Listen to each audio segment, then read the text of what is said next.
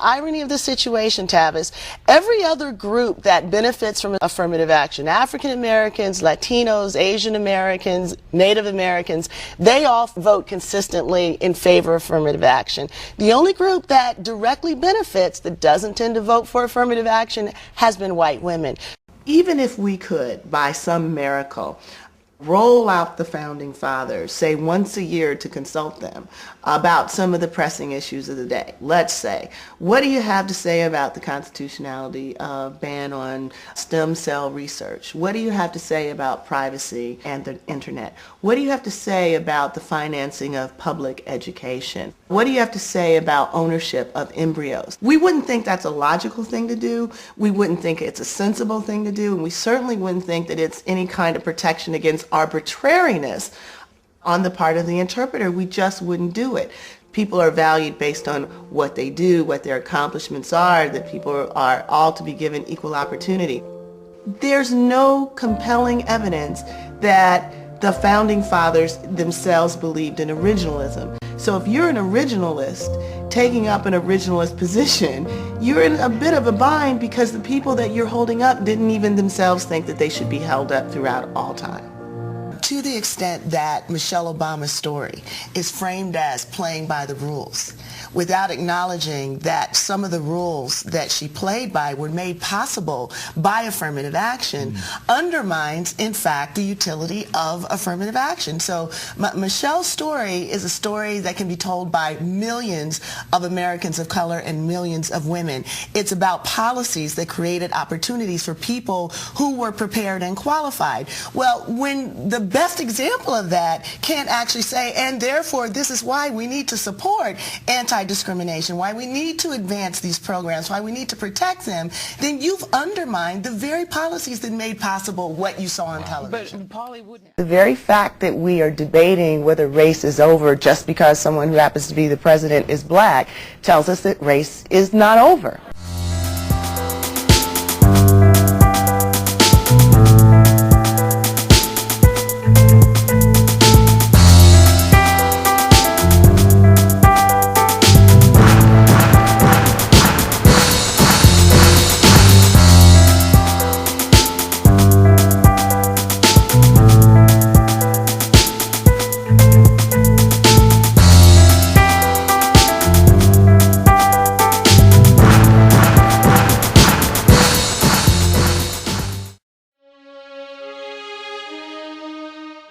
Hi, I'm Kim, and I am a beneficiary of affirmative action.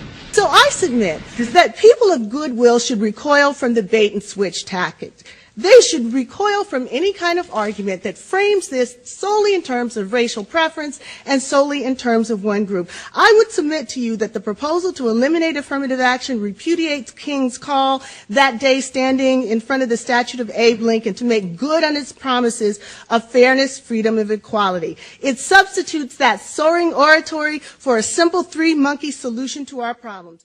But this information has yet to be integrated in a way that's accessible, that constitutes a common sense counter-narrative to the deployment of post-racialism.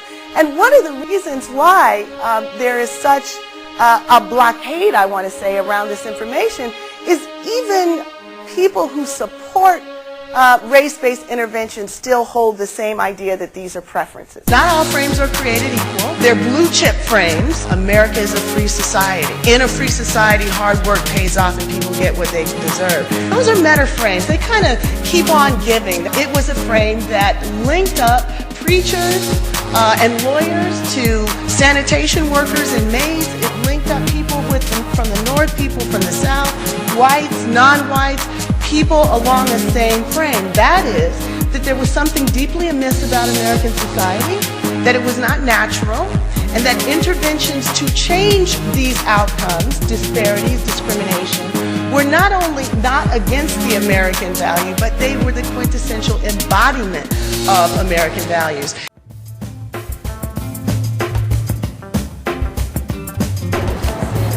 This is the famous March on Washington, Martin Luther King, where he gave a big I Have a Dream speech. Yeah.